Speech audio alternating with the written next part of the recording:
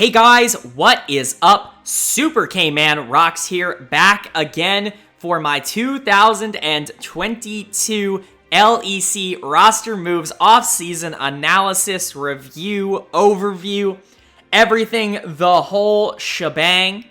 I want to start off this video quickly by first saying thank you. I know I went on a little bit of a hiatus at the midpoint of last year, but I just recently posted this same exact video, but for the LCS, and you guys showed a lot of support on that. I really do appreciate it. If you haven't checked that out, I'm going to go ahead and put that in the card in the upper right-hand corner here. But one of the things that you guys asked for in the comment section of that vid was an LEC version, and just like I did last year, I am happy to go ahead and do that again. So, what we are going to be doing, we are going to be going over all 10 teams in the LEC, how their off-seasons went, my opinions on it, the direction they're going in, all that fun stuff. If you guys are excited for that, go ahead and leave a like. I have timestamps down in the description below if you guys want to jump to certain teams. But I will, of course, be going over all 10 teams in order of how they placed in summer last year. So yeah, if you guys are excited, leave a like, and let's just go ahead. I don't want to waste too much time here. I don't like long intros, so let's go ahead and jump right into our first team, the team that won Summer Split last year, your number one representative from the LEC in 2021, and that is Mad Lions. Now, Mad Lions had a very interesting offseason. If you guys aren't familiar with how my system works, how my graphics work, I'll quickly go over what you're seeing on the screen. Of course, you're going to be seeing the team name on the top, as well as how they finished in both spring and summer of last year, 2021. You will see their 2021 roster on the left and their 2022 roster here on the right, as well as grades located next to each player that, in my opinion, accurately represent how they are viewed around the league. This isn't necessarily perfectly correlated to how good they are or you know, who's better than who. I wouldn't take it in that respect. It's just kind of an arbitrary grade that I throw up there to give you guys an idea of how these players are generally viewed. And that can be influenced by a lot of factors, as I said in the LCS video. It can be age, it can be import or non-import. That's a big one. So there are quite a few factors that, of course, factor into that. If you guys have disagreements with that, of course, I love having conversations with you guys down in the comment section below. Go ahead and, as long as you're civil, you know, obviously I'm not here for screaming matches, but go ahead and leave me your opinions down in the comment section below. I love talking to you guys about that. But let's go ahead and jump into the Mad Lions, and we'll first start by going over what their 2022 roster is looking like from top to support. In the top lane, it's Armut. In the jungle, it's going to be Elyoya. In the mid lane, it's going to be Reeker. At AD carry, it's Unforgiven. And then support is Kaiser.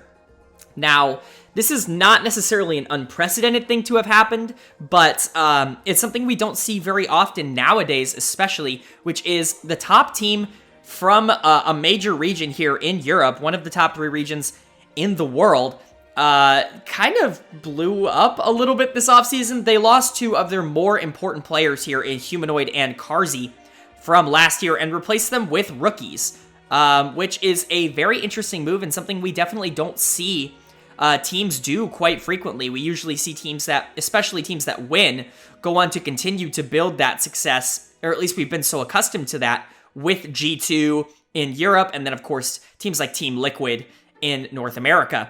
But this is definitely a different direction for this team. Let's talk about the players who stayed first and foremost. We'll start off with Armut in the top lane. Armut's really good.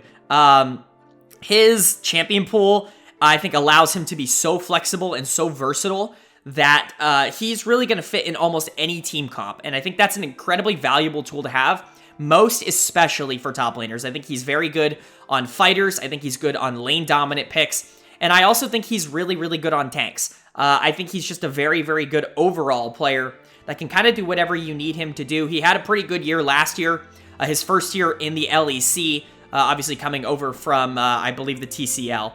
So, you know, had a good year. Not, you know, people are going to be mad that his grade is a little bit lower than that of, like, Elyoya or Karzi. And that I can totally understand. I think first thing to, keep in mind is, of course, he is an import. Not that that matters nearly as much here in Europe as it does in North America, but he is technically not, endemic, which does bring his grade down just a tad.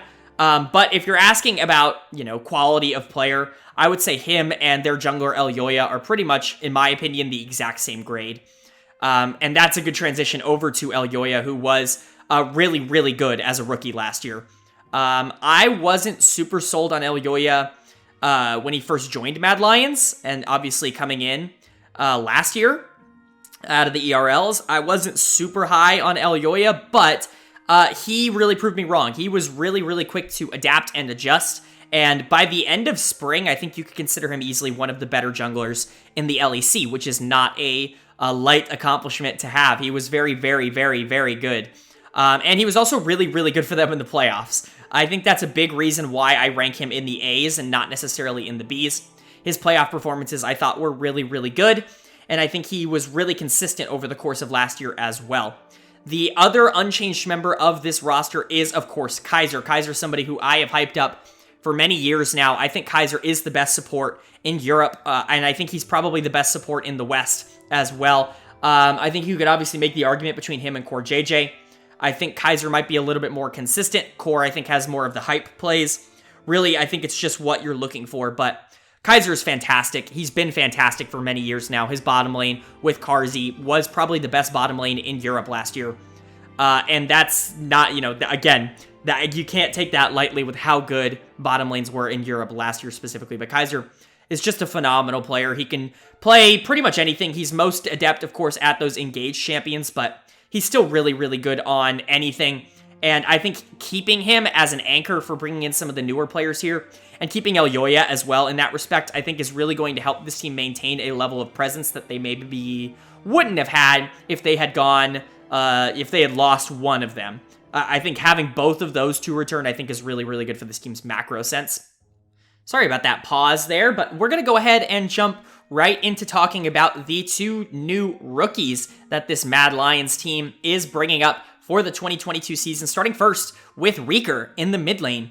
Reeker is actually someone I'm very excited about. I was really impressed by the way he played, especially at the EU Masters main event this past year for BIG. I was very pleasantly surprised. They were a team I wasn't necessarily too hyped on going into the main event, but I think a lot of their success was due to just how well he played. I have a lot of confidence that he's actually going to transition fairly quickly into the LEC. I think this is one of the better EU Masters pickups, one of the more LEC or pro-ready prospects coming out of the ERL scene this year. Of course, I only gave him a B- because it's really hard for me to predict that he's immediately going to be like a B level player, which I have as an above average level player, somewhat. And B- is still above average, but it's, slightly above average. Some people are going to dislike that B- grade. I think he's actually going to surpass that. I think it's very, very likely that he will surpass that. It's just hard for me to put him anywhere higher than something like a B- without ever having seen him play at the highest level. One person I'm not quite as confident about is going to be Unforgiven in the bot lane here, coming, of course, up from SK Prime. I'm not nearly as sold on Unforgiven. I think he's a good player, but I definitely think he has holes in his game. And going from someone like Carzzy, who you could definitely make the argument is the best AD carry in the LEC left, at least with Hans Sama leaving, I think going from Carzzy to Unforgiven is definitely going to be noticeable for this roster. I don't think Unforgiven is some sort of terrible prospect. I just don't think he's necessarily on that same level as someone like Reeker, where I'm expecting him to come in and immediately be one of the better players at his position, and definitely one of the better rookies. I think Unforgiven is kind of middle of the pack, at least from my evaluation, when it comes to this new crop of talent coming in. And I'm not sure that's exactly what you want as the reigning kings, the the back-to-back firsts here for Mad Lions. I think one big thing that's going to help Unforgiven a lot is going to be Kaiser as his support. I think if there's any support that is very new player friendly, it's going to be Kaiser. He's going to give Unforgiven a lot of opportunities to just kind of farm up and I think that's going to be really, really good for him. Kaiser, of course, I think it's just one of those players who's lane dominant and can also roam. I think it's kind of the perfect support to have if you have an AD carry that you're not quite as comfortable in. And I think it's going to help Unforgiven's transition quite a bit here.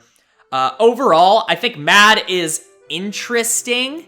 I'm not willing to say that they're going to be, you know, this really good team that's going to stay in contention with the top few teams in Europe. But I'm also not willing to completely say that they're never going to reach that as well. I think there are some really, really solid pieces for this team. All three of the pieces that are remaining are really good.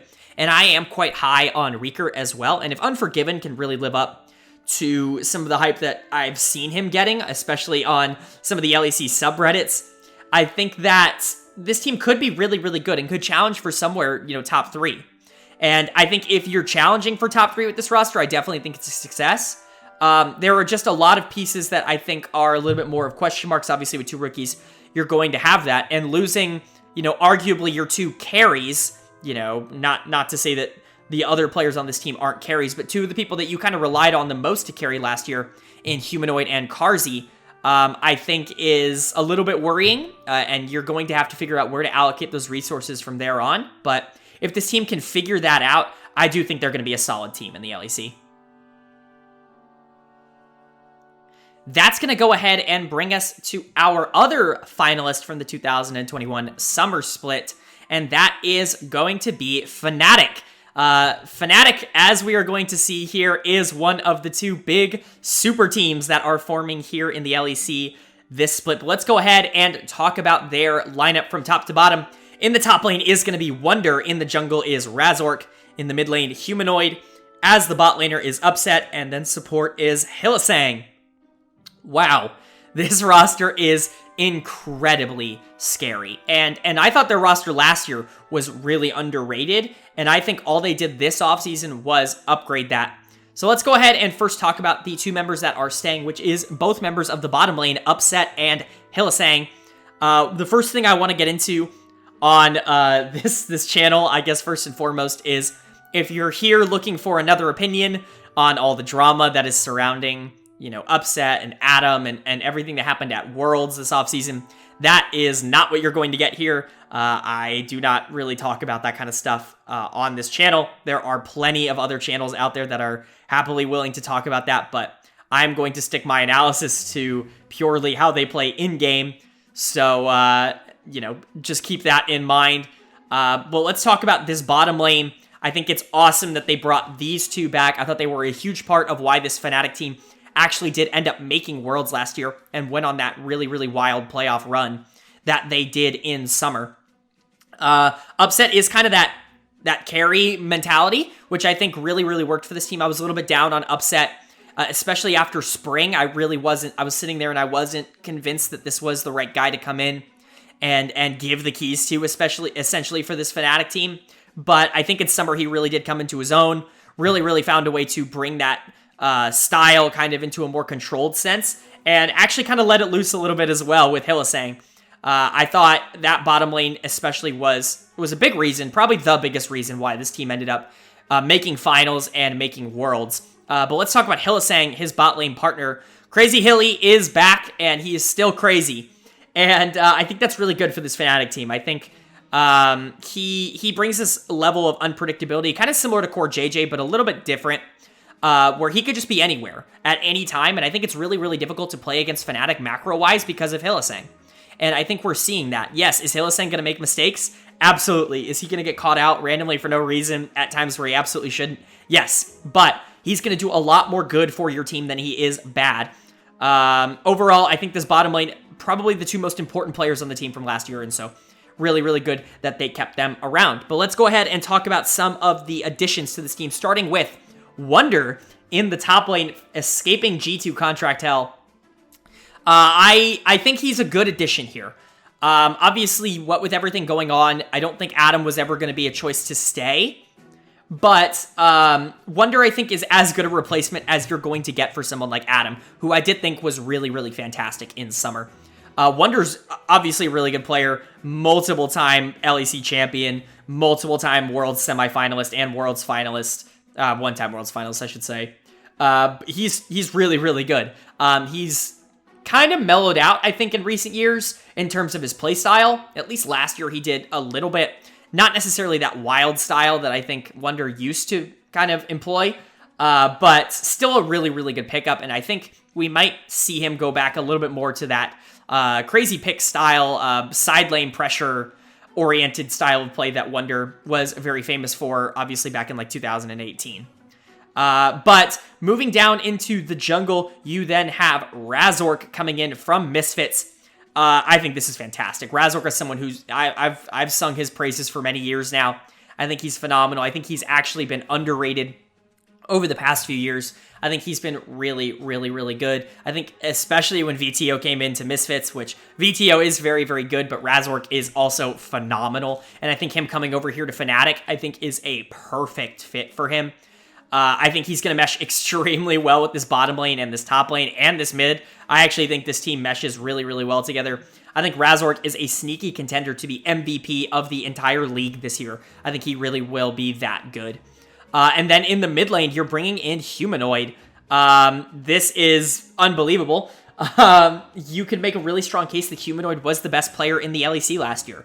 I don't think there are going to be a lot of people that would truly, truly argue that. Obviously, players like Inspired were also really phenomenal, but Humanoid was probably the most impactful player for that Mad Lions team that did go back-to-back last year. And coming over here to Fnatic, you could argue that he has even more talent around him than he did last year.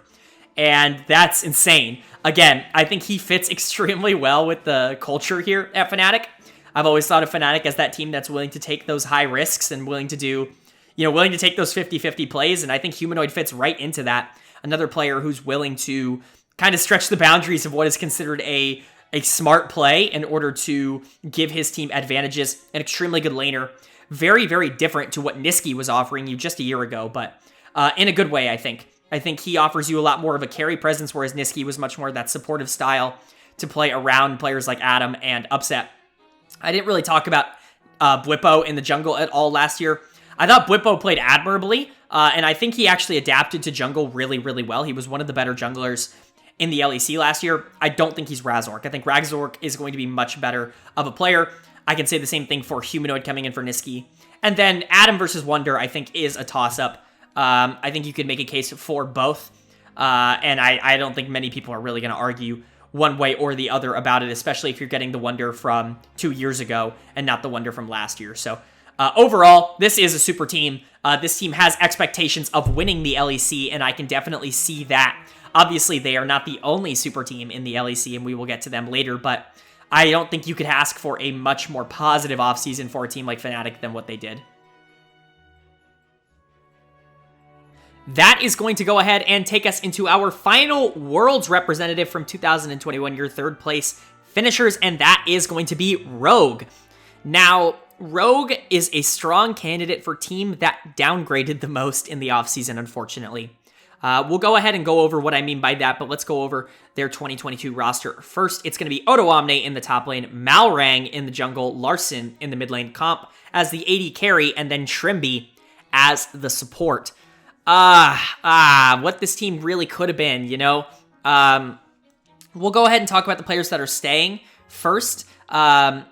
Unfortunately for Rogue, they are the more complementary pieces to this roster from last year, but they're not bad players in their own respect. We'll talk about Odoamne first in the top lane, probably the best player to remain on this team. Odo's really, really good. He is probably the best weak side top laner that I've seen play in quite a long time. He's perfectly molded for that role. And not in a bad way, not in a way where you're like, oh, he's just that, you know, he's passive, he's impact or whatever, you know. He's just really consistent. This guy doesn't really lose lane. In fact, he wins lane most of the time on losing picks, which is incredibly impressive, and he does it without any resources being funneled into him. I find Odo to be one of the more impressive players in the entirety of the LEC. The B+ grade might not reflect that, but I feel like that mostly represents how other people view him. I see him as a very, very solid player, someone that was really, really crucial to this Rogue team's success last year, and I think they're going to be incredibly happy that they were able to keep him around here. The next member that remains is going to be Larson in the mid lane, someone we were talking about as one of the next premier mid laners in Europe just a couple of years ago, but he really hasn't become that And I don't mean to say that in a negative way, because Larssen is still a really, really good mid laner, but he's not become that A mid laner that I think a lot of people had really, really wanted him to be. He has become more of this supportive piece, and especially kind of fit into that last year. A lot of his big moments, of course, playing around Inspired. And I'm spoiler alert for a little bit later, but I'm not necessarily sure that that's going to be the exact same this year. But Larssen's a good player. He's someone that I think most teams in the LEC would really, really like to have as a player. I just think he's not necessarily the standout piece that you're necessarily looking for. And then you retain Trimby here at support as well. And this one I'm fine with. Again, you brought him up last year, from your Rogue ERL team, and I wasn't impressed. I was not impressed with Trimby. Trimby had some really good moments, and he also had some really, really bad moments. I thought his laning overall was quite poor, and I don't know. I'm not completely sold on Trimby. I think the B- grade here is probably a little bit higher than I would personally rate him. I think he's fine. But not necessarily someone that I would be super ecstatic about. And then the two players that you are bringing in here, we'll talk about Malrang in the jungle first. Of course, coming over from Damwon Kia. Not the full-time starter, obviously, with Canyon there, but longtime fans will probably know him a little bit better for his time with Jin a couple of years ago. He's good. He is more of that carry-style jungler, which I think is a good idea with, Inspired leaving here. Inspired, obviously, being the summer MVP for all of the LEC. He was a fantastic player. Heading over to North America, you bring in Malrang here from Korea. I think Malrang is the right kind of player, and I do think he's a good player. I don't know if he's necessarily the same kind of quality or the same kind of takeover mentality that someone like Inspire had.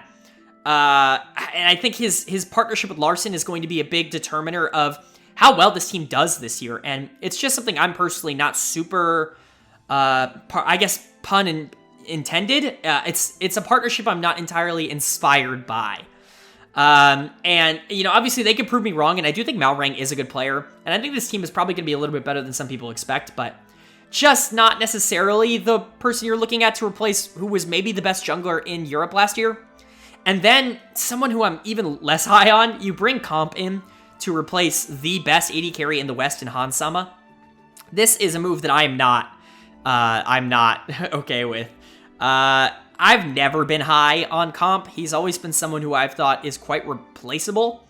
That bot lane in Vitality was doing pretty well for a little while, but I think Labrov is a really, really good player, and I think we're going to see that this year. I'm just not sold on Comp as even really a starting caliber LEC player. That is something that he's really going to have to prove to me this year.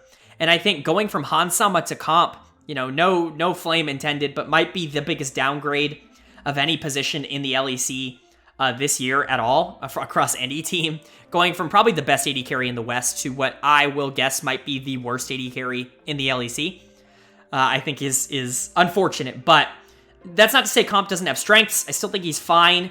He's an okay player. If I was Rogue, I would really, really have hoped for something more. I think, obviously Patrick was a free agent this year. I can't imagine that they weren't going all in for him, but, I think this team does have bright spots. Like I said, Odo is probably the best weak side player and one of the better top laners in all of the West. And I do think Malrang and Larssen have, the potential to have that kind of chemistry where they can really just take over that mid jungle duo and just out mechanics some teams. I didn't want to say out hands because that seems kind of weird, but out mechanics some teams in the LEC. I just don't know if they're going to be able to win super consistently. Overall, this team obviously did get worse, but I'm not sure that was going to be super avoidable if both Inspired and Hansama were leaving no matter what. For what they were given, I don't think they did a terrible job, but obviously, if you're a Rogue fan, you would have hoped for better. That is going to take us to what is undoubtedly one of the more interesting teams to talk about this offseason. They are, of course, the Ruined Kings of Europe. I am talking about G2 Esports. Whew, there is a lot to talk about with this organization. But first, let's go over who they are fielding in 2022. They are playing Broken Blade in the top lane, Yankos in the jungle, Caps stylized very, very grossly in the mid lane, Flakked at AD carry, and then Targamas at support. Again, a lot of interesting stuff to talk about this offseason when it comes to contracts and just decision-making from G2. They decide to effectively blow it up, keeping only Jankos and Caps from what was, on paper, the strongest team that Europe has ever seen last year. They did not perform, finishing 3rd in spring, of course, 1st in the regular split, and then 4th in summer, not even making Worlds. Must have been a huge disappointment for this G2 team, and obviously it was because they went out and made a ton of changes. So let's talk about Jankos and Caps first, the two members that are staying. We'll talk about Jankos first. Jankos, I think, is still a really good player. He is, of course, that more supportive style, but I think that meshes super well with Caps, who is obviously the most takeover mid you're ever going to get. I think this duo of Jankos and Caps is good enough to build any team in the entire LEC around, and I totally get why G2 would want to do that. It is unfortunate that it is at the cost of the rest of the roster, but it may not be as bad as we once, as you may think once we start getting into the players that they did go ahead and bring in. But Jankos is a really good player. Caps he's the only A+ grade I have in the LEC, and I know that's going to be insane after, how everything went down last year. But, man, Caps is super freaking good. He's nuts. Mechanically, if Caps is even half of what Caps has been over the past 4 years, he's still probably the best player in the LEC. And to expect anything less from him at this point, I think is absurd. One bad year, I think, doesn't erase a career's worth of him being one of the best players in the entire world, without question. So those two, I think you're obviously very happy to keep. Let's go ahead and talk about the new additions, starting with Broken Blade in the top lane. If you are a longtime viewer of this channel, someone who has watched my content for many years now, you will know my feelings on Broken Blade, and you'll know that I am quite a bit lower on Broken Blade than I think the community at large is. And I don't think my opinion of him has really changed all that much in the past year. I think Broken Blade is a really, really good player with resources. I think he is very resource dependent. I think he is not very good as a weak side player. In fact, I think he is one of the worst weak side players in the top lane in the LEC. But as a carry with resources, I think he can really do well. But he's a guy who I think you need a lot of support around him to do that. I'm not necessarily sure this roster is constructed in a way where he is going to be able to shine like that. And I am actually a little bit worried for how Broken Blade is going to perform on this G2 team. He is kind of someone who, like I said, needs to be the focal point. And with Caps on the team, and even with Flakked on the team, I'm really not sure Broken Blade is going to be getting a ton of the resources. We'll see if he can finally adapt that weak side play to his game. I'm not necessarily sure that is going to happen over the course of this year, but it'll be interesting to see if he can do it nonetheless. Either way, whether you're high or low on Broken Blade, I'm not sure you can consider him an upgrade to Wunder. I still think Wunder is a really, really solid player. And obviously, I don't think the downgrades that are all over this graphic tell the full story, and I'll get to that especially with the bot lane, but I think in this case, I think it's a little bit more apropos. But moving to the bot lane, let's go ahead and talk about Flakked and Targamas, both coming up from the ERLs. Flakked, of course, from Mad Lions ERL team, and then Targamas from K-Corp. Wow, I'm actually really excited about these two players. I'm usually not really, really hype on rookies, and I guess in Targamas' case, someone who's coming from the ERL, not necessarily a rookie, I know. But man, these two really, really have it, don't they? They have it, especially Targamas, man. He is just going to be absolutely stellar for this team. I think Targamas, for those of you who care, he is the highest rated rookie, or highest rated non-player who didn't play last year in the scene, coming into the LEC, the LCS, whatever, that I've ever had. I think he is about as LEC ready as you could possibly get. I think from day one, he's going to be a top half support in the LEC. I think he really is that good. And I think he's going to prove that pretty much immediately. I think this is a fantastic signing. And if you were ever going to try and replace, Mickey, who has been such a consistent presence for this team for so many years, with someone from the ERLs, I don't know if you're ever going to do better than someone like Targamas. And that's not to speak ill of Flaccid as well, who I think is really, really good. He is really mechanically talented, and I think he's someone that, with a lot of the in-game leadership that I think this team offers, Targamas obviously known for that, and then Jankos, I think, really underrated in that respect as well. I think Flaccid could actually be a really strong contributor day one for this G2 team. I don't think it's going to shock a lot of people for me to say. Flaccid was really, really good in the ERLs, but I think this is actually a perfect landing spot for someone like him, with a bunch of in-game leaders around him, some really experienced carry talent in the top and mid lane, where he kind of just has to play that secondary carry, at least right off the bat, and I think that's going to be perfect for him. Overall, this team is actually looking incredibly interesting. I would not be surprised if this team surprises a lot of people this year, and actually finishes closer to 1-2 than they do to 4 or 5 that I think maybe some people are projecting them to.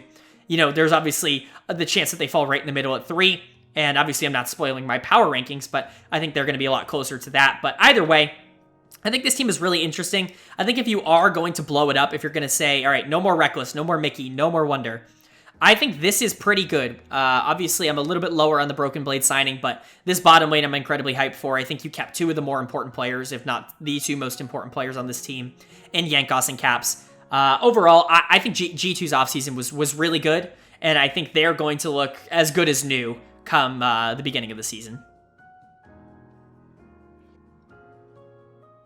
That is going to go ahead and bring us into our 5th place finishers from 2021, and that is going to be Misfits Gaming. Misfits actually did some really interesting things this offseason that I quite like to talk about. So let's go ahead and talk about their 2022 roster. That's going to be Hirit in the top lane, Schlatan in the jungle, VTO in the mid lane, Neon at AD carry, and then Vander at support. A lot of interesting things to talk about here. Obviously, losing Razork does kind of suck. Because Razork, I thought, was the best member of this team last year. I know all the hype went on to VTO, very rightfully as well, not to take that away from him. And we'll get to him. Obviously, I was quite wrong about him in these predictions last year, but we'll go ahead and talk about some other things first. Let's talk about Hirit in the top lane. I think it's actually really interesting that they kept him. I actually thought he was a little bit underrated last year. Obviously someone who played a lot more of that kind of lane dominant, poke out, just play alone kind of style. I call it the Jace style. He played a lot of Jace. Just kind of that style where you're a lot more reliant on your own play. And I think that's good for him. I think he's probably a slightly above average top laner. I think you're happy to have him with Misfits. I think you're happy to bring him back. I think B- is actually probably right on the mark for how I feel about Hirit. And then you're also bringing back Vander at support, which I think is fine. Vander didn't have the best of years last year, and he's not someone that I'm particularly excited, losing my mind about here, but I don't think he's a bad player. I think he's good to keep, and he offers you some leadership as well, which I think is a factor that this team definitely needs, because if you look from at least top lane to AD carry, they are quite young, so it's really, really good, I think, to keep Vander in that respect. Just from a gameplay perspective, I'm not quite as high on Vander as I think some people are. And I'm definitely not as high as I was on him last year, obviously coming off of his year with Rogue. But I still think he's a good player, and I think it's a decent keep here for Misfits. But obviously the player you're going to be talking about here for Misfits as your superstar, your long-term project, is going to be VTO here in the mid lane, who really emerged last year as one of the outstanding young players in the LEC. He was really, really good, and a big reason why this team ended up finishing 5th in summer was because of him. I think you're really, really, really excited to have him. I think some people are going to be a little upset with the B+ grade that I'm giving him. The fact that he is not some sort of A grade. My response to that is, at least in the LEC, I would like to see at least 2 years of, really, really solid play like he gave us last year before I consider him one of the top players at his position in a region as competitive as the LEC. I still think he is an incredible prospect, and I think he's valued incredibly highly. I think Misfits is incredibly happy to have him, and I think he's a player you definitely can build around, which I think is what they were attempting to do this year. But let's go ahead and talk about the new additions to this team, Starting with Shatan in the jungle. Interesting addition from Misfits ERL team. Just kind of a promotion here. Someone who I'm really not super sure what you're going to get out of. He was a player that had ups and downs in the ERL. Not someone I'm super hyped about. I think it was one of the more safe pickups this offseason. Obviously, promotion internally can always be a good thing because you have that, potentially you have that level of synergy already there if you've scrimmed with or against, this person for a long period of time. You may have a level of familiarity that you wouldn't get from a new player. But I'm just going from Razork to Schlotton definitely feels like quite a big downgrade. And I think this team is definitely going to feel that, especially early. Obviously, he has a chance to prove me wrong, as does every rookie that I talk about here, and every player in general. My rankings aren't finite or anything like that. Like you're seeing with VTO this year, I'm happy to go and say that I was wrong about a player, if they do go ahead and prove me wrong. But I'm going to have to see it out of Schlotton. One player I am a little bit more excited about is bringing in Neon in the bot lane. I'm pretty high on Neon. I think Neon's a pretty decent player. I think he got a little bit of a bad rep on Schalke. I do think he is an upgrade here to Kabe, which I think a lot of people are going to be a little bit surprised about. But I think Neon at the moment is probably better than Kabe, and I think he has a higher ceiling. I'm, obviously lower on Kabe than I think a lot of people are. But maybe I think some people are starting to catch up to my opinions on him now. But I think Neon's a really, really good player, and I think there's a chance that he's actually someone you could really play through here as a secondary carry to VTO that could really make this team pretty decent. Overall, I'm not as ridiculously hyped about this team as I think some people on the internet are, or some people, just in general are. I think this team is a little bit more of a growing team, a team that's going to have to develop and kind of show me that they're going to be a playoff team before I just kind of believe it. However, they were a playoff team last year, and they were comfortably a playoff team last year. So maybe I'm going crazy. Maybe I'm underrating this team a little bit. Maybe I'm underrating VTO. Maybe I'm underrating Schlotton. Maybe I'm underrating Herit. But losing Razork, I actually do think is a pretty big hit to this Misfits team. And I think we are going to see that when the season kicks off, that this team isn't going to necessarily gel in that exact same way. Either way, I think they have a lot of good young pieces, especially that jungle mid AD carry. I think if those three can kind of grow together, if Schlotton can actually become, a really solid jungler here, maybe not Razork, because it's hard to expect him to be Razork, but, if he can become, one of the more solid, above average junglers in the LEC, I think this team definitely could make a push for playoffs and actually surprise a few teams. I'm just not going to necessarily predict that on my own.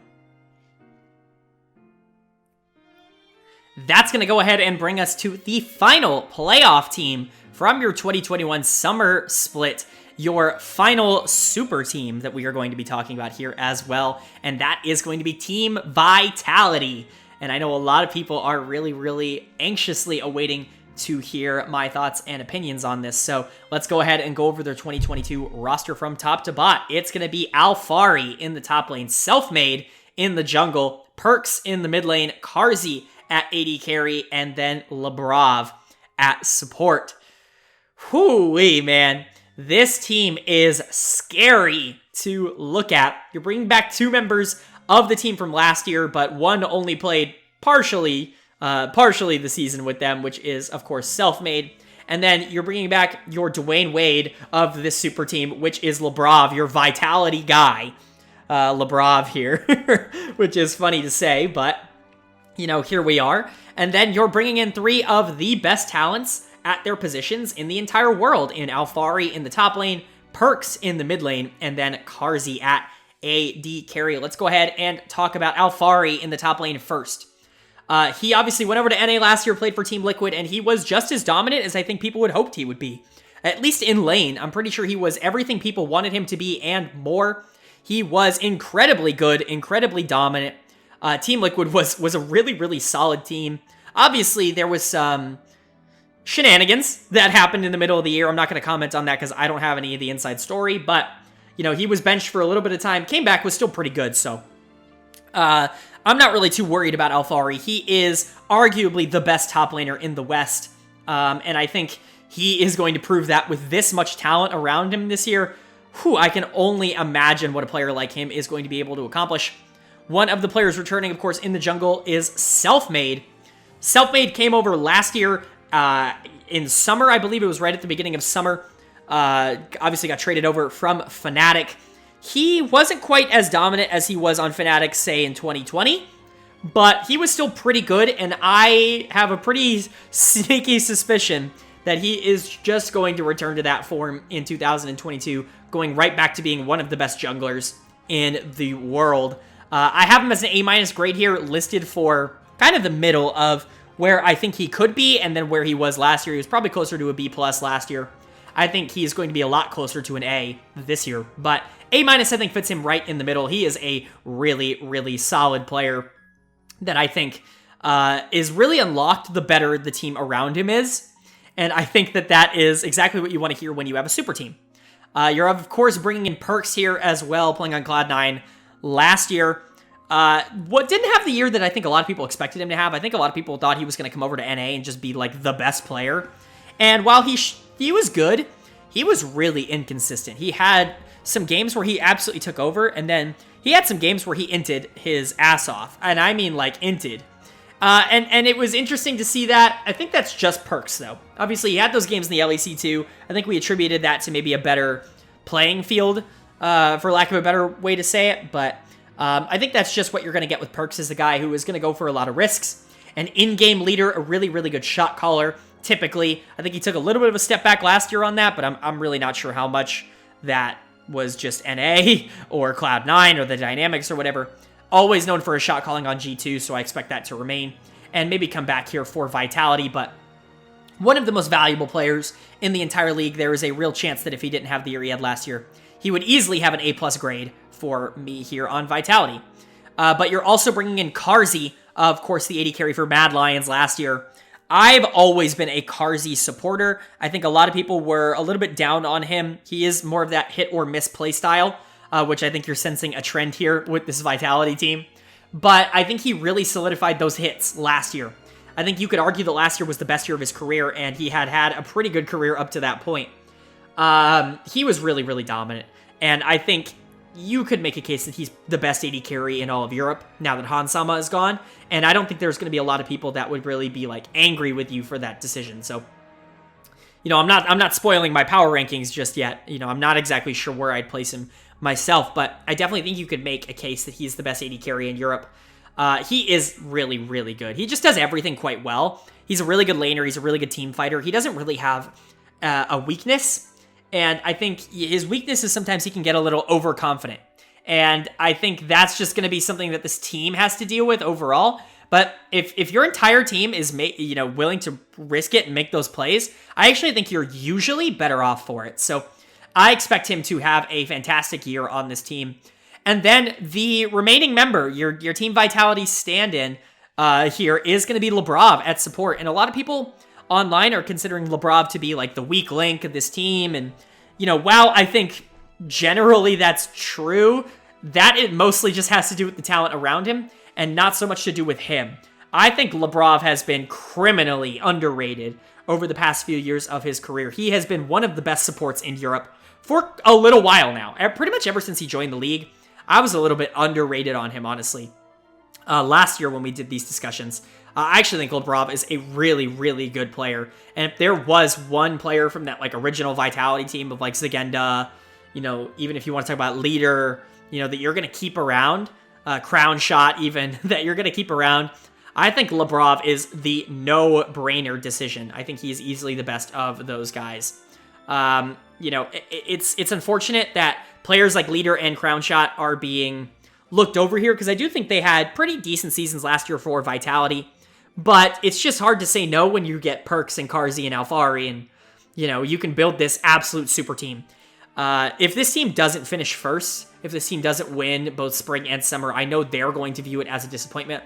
This team's goal is to win Worlds, and I absolutely think they have the talent to be able to maybe accomplish that goal. You know, obviously, winning Worlds is a really, really hard feat, but if there was ever a team that had the talent to do it, you know, out of Europe, I think this is one of those teams that does have the talent to do it.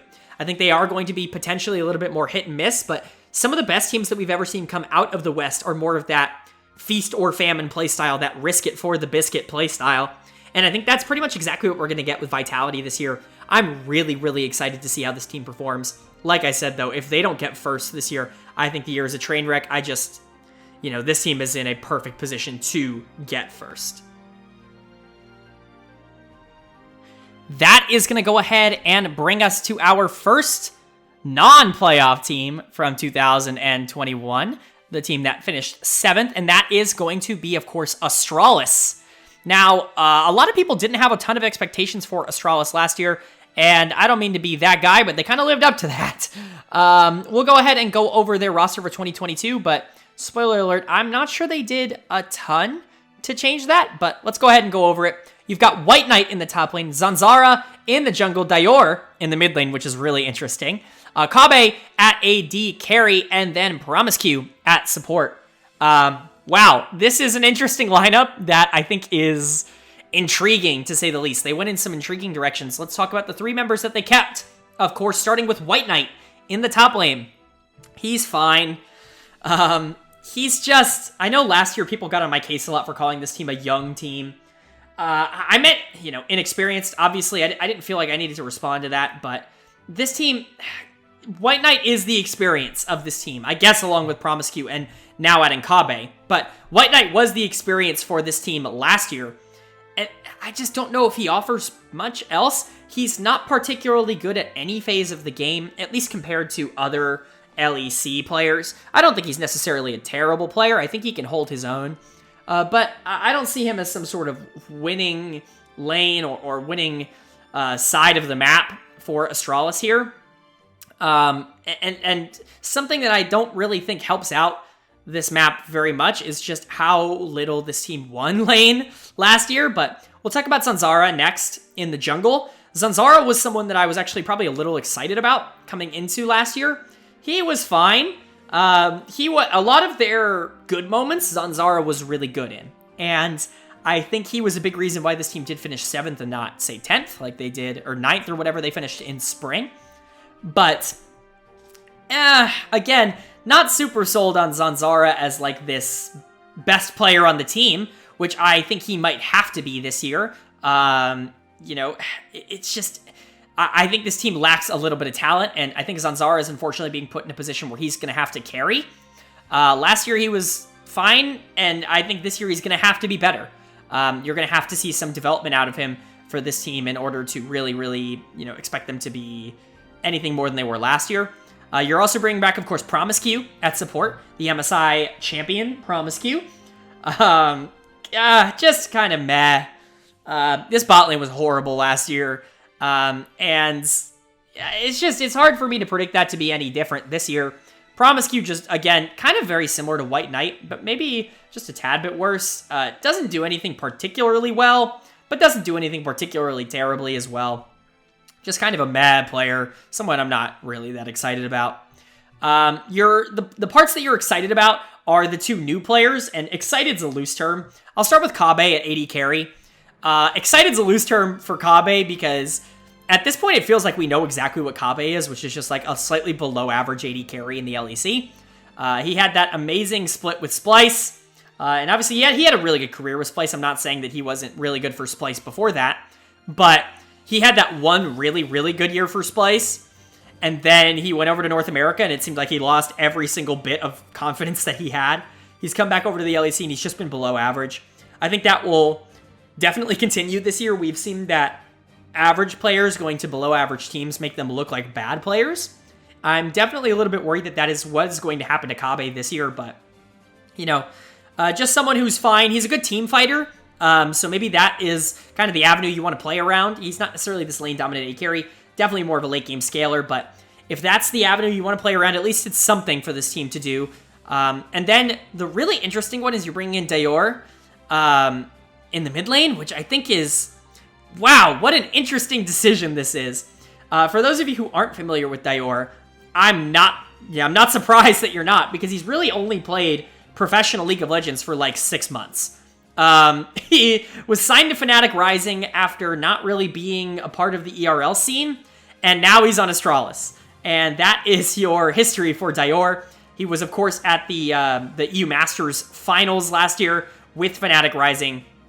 Played fine throughout, I think, EU Masters in general, but it's just such an interesting trajectory. I think if you're looking for a place where you might be able to be cautiously optimistic, Dior might be that place, because although I have him rated as a C, it's because I have no idea what to expect out of him. He's played so little professional League of Legends that it's just going to be incredibly interesting to see how he performs on such a big stage. We've really never seen a player be hot-shotted into the top league quite like he is right now.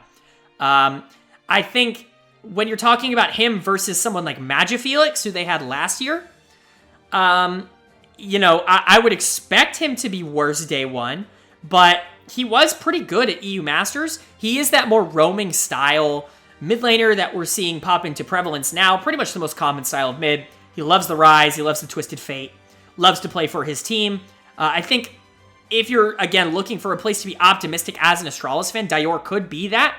His synergy with Zanzara could be a big reason that this team maybe doesn't finish last this year. But other than that, I'm just not super excited about this team.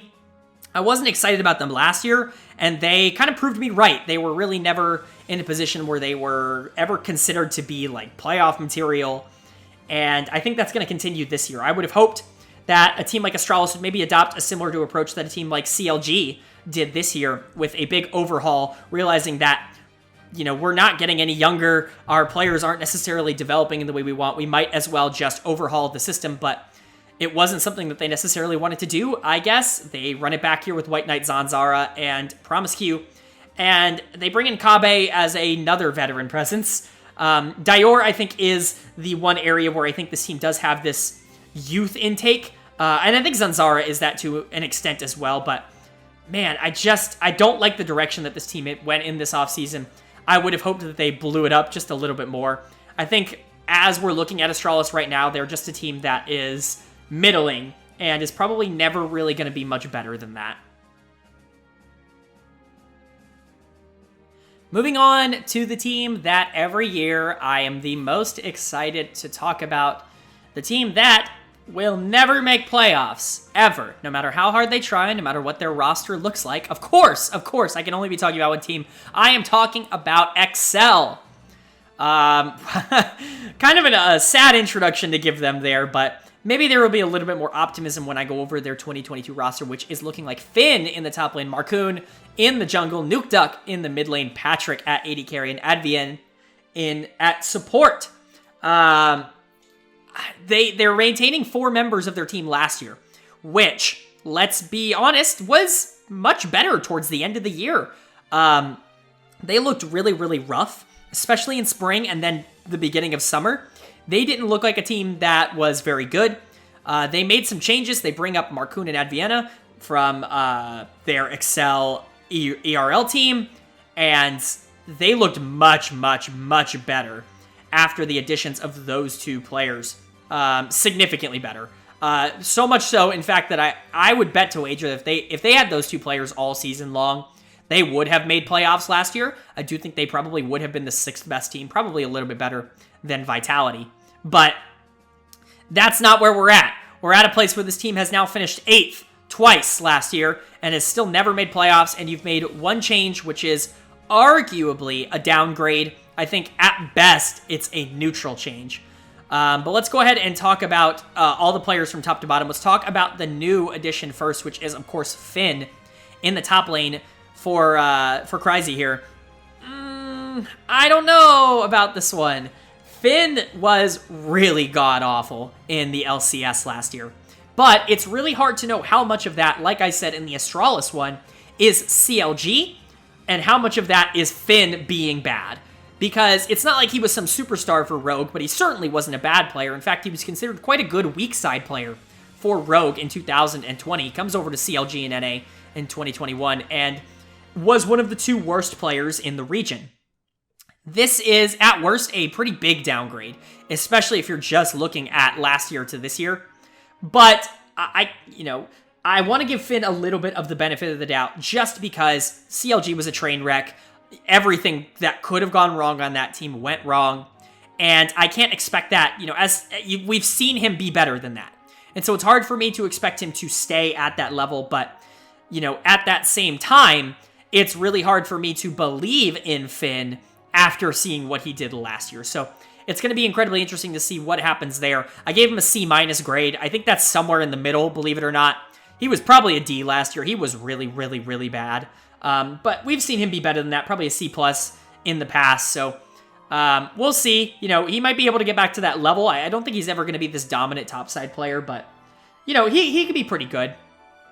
Like he's been in the past. I think one place that you're looking at for really big optimism is Marcoon here in the jungle. As soon as Marcoon entered this team, they had an identity and they had a purpose. He was, I mean, extremely aggressive early game. And I think that really helped Excel create an identity that they did not have before he joined the team. He was really good. I think if Adam had not been in Fnatic last year, he would have easily been Rookie of the Split for summer. He was really, really dominant, and he really turned around Excel's season and their fortunes. I think a full season of Marcoon, I think is going to be really, really good for this Excel team because he has this early game presence, and as you'll see, they have late game presences elsewhere on the map. And I think that you have someone like that as an early game jungler with, you know, we'll get to Nuke Duck, but with a, you know, a mid laner that can definitely support him.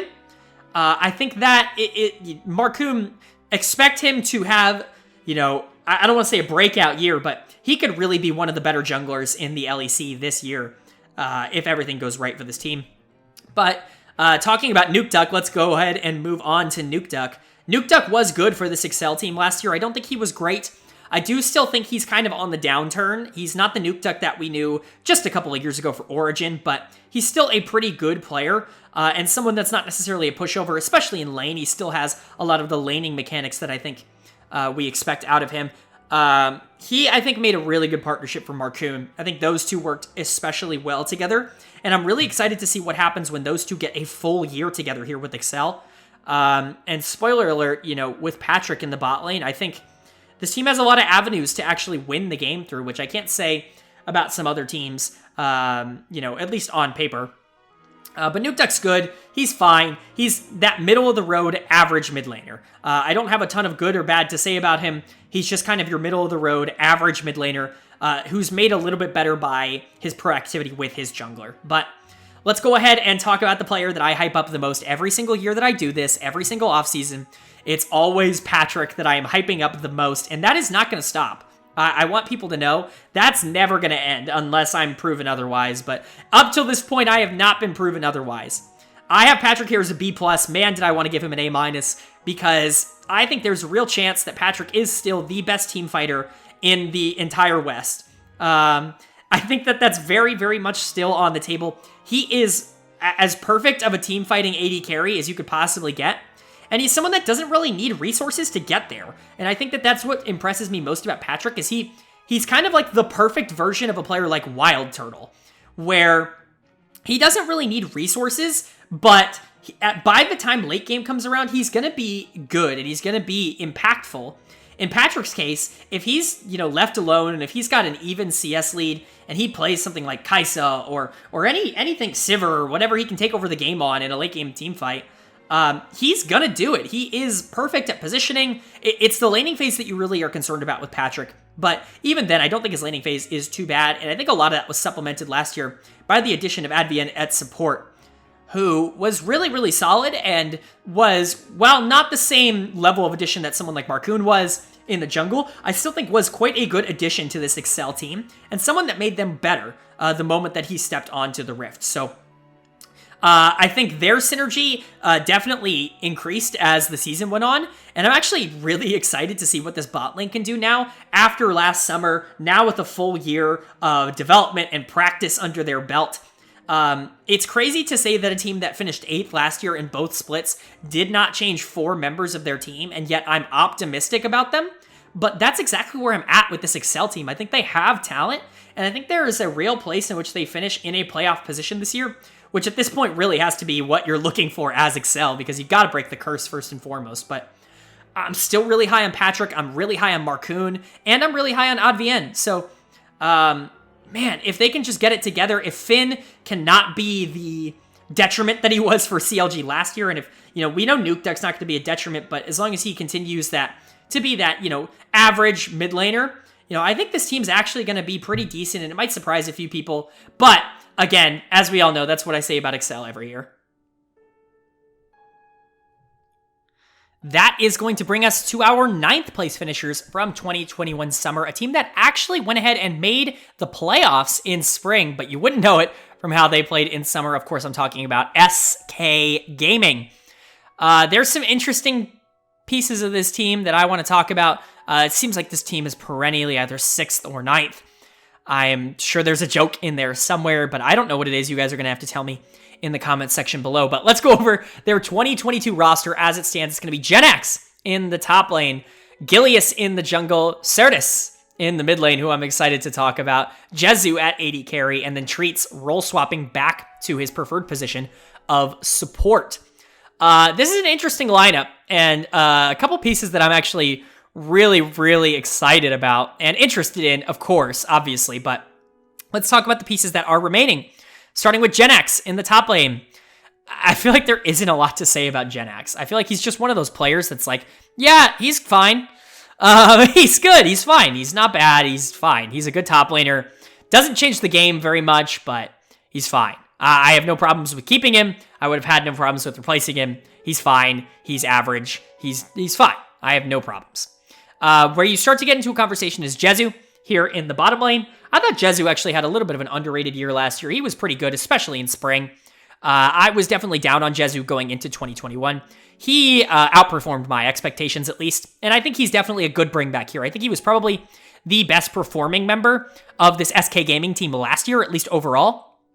And, I think you're happy to keep him and reunite him with his bot lane partner here of Treats from spring.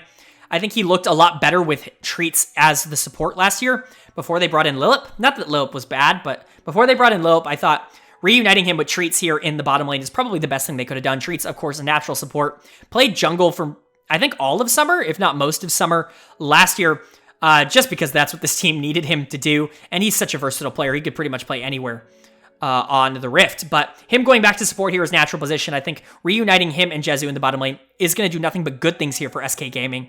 I think this is absolutely the power point of the map for SK, at least early on. I think that has the potential to change, and I'll get into that soon. But let's talk about the jungle here, which is, of course, God Gilius. Gilius himself. He was replaced midway through last year on Schalke. The story of Gilius' career, getting replaced for a variety of different reasons, but he ends up here on SK Gaming as the jungler. I'm just kind of meh on Gilius. It's the same way I feel about GenX, just kind of meh.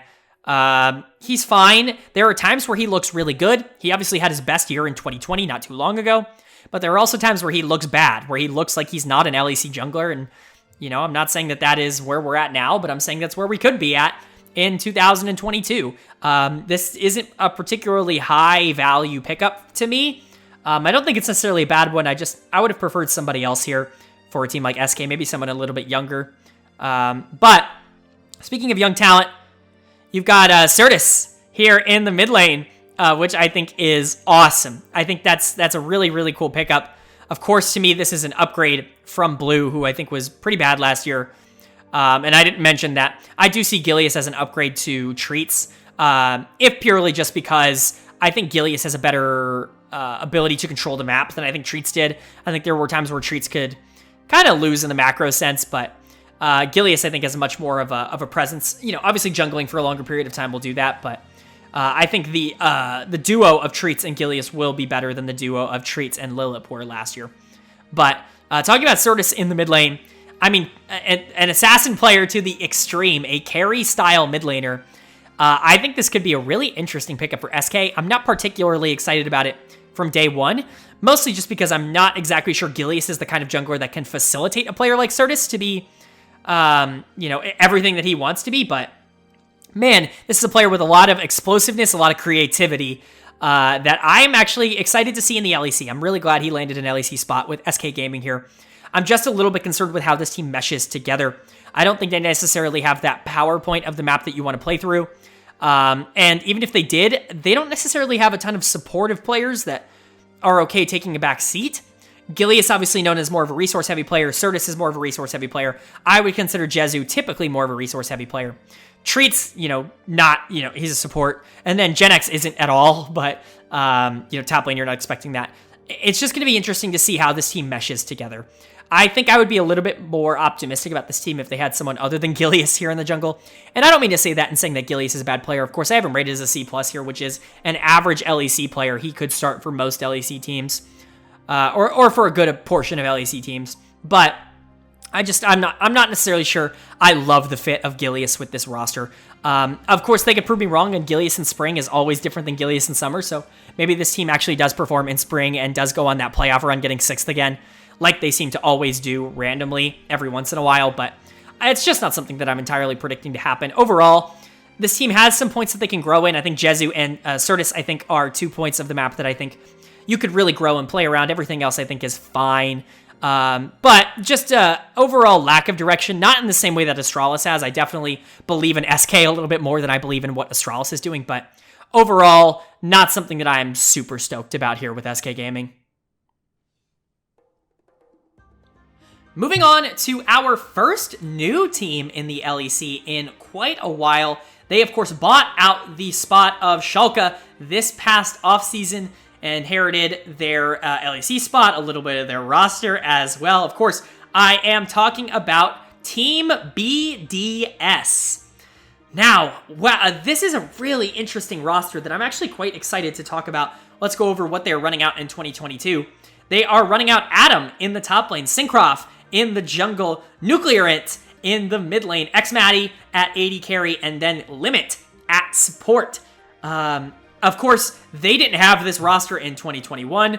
I am putting up Schalke's roster for 2021 because this was effectively their spot last year. It is, of course, Schalke's standings from spring and summer listed there as well. But, man, this is some interesting stuff, I think, from BDS. I think a lot of people are sleeping on this team, and I think they're probably going to surprise a few people. So let's talk about the big reason why I think they could really surprise first and foremost, and that is, of course, Adam in the top lane, who I think is one of the best players in the LEC. I think he proved that last year. He is phenomenal, and for him to go to a team like BDS here, with some familiar faces here as well already, I think is really, really solid. Of course, this is basically K-Corp from last year in the LEC, which is, might I add, not a bad thing at all. K-Corp was phenomenal, but his synergy with Syncroft in the jungle, and of course his synergy with Xmatty in the bot lane, I think will play a part here. Adam is great. I think he's an upgrade to Broken Blade if you want to consider Broken Blade part of last year's team. I think he's really, really good. I think he's actually able to be the primary carry out of top lane, which I don't say very often on this channel.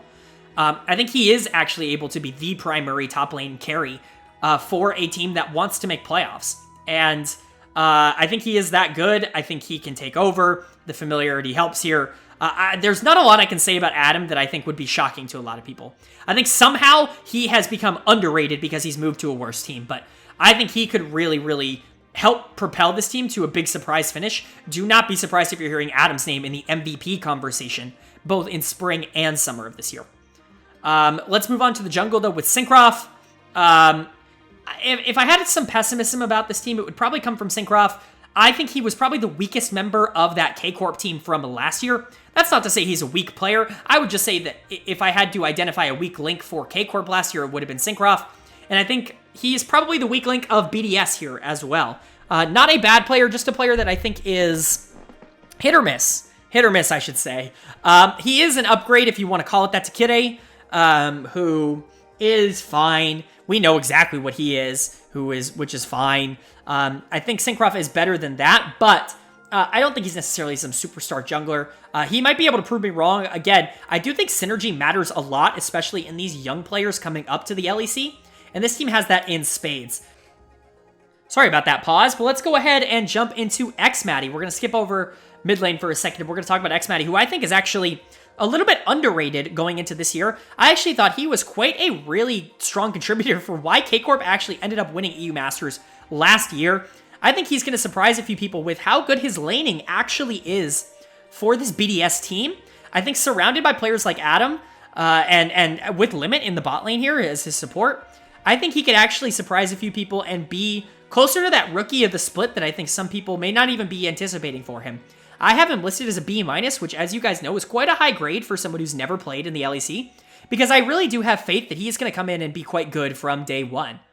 A lot of that does have to do with the fact that he is paired up with Limit here at support, who I think has been underrated for quite a few years now. You know, obviously on Schalke last year, going back to his SK days, I think Limit's always been a pretty good support. And I think C+ is, you know, I think that's listed as average. I think C+ is average in my mind. I think he has a chance to be better than that. I think he's a chance to be worse than that as well, because that's what he was last year. But obviously Schalke, very similar to CLG last year, just a train wreck in a lot of different ways.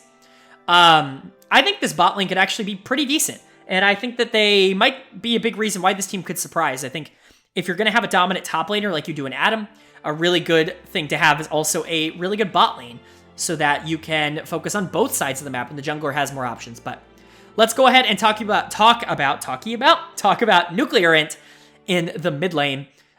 He was the mid-season addition for Schalke after Abadage went to NA to play with 100 Thieves. He was fine. I don't think he was the reason that team was bad last year. He wasn't necessarily a reason they would have been good, but I don't think he was necessarily bad.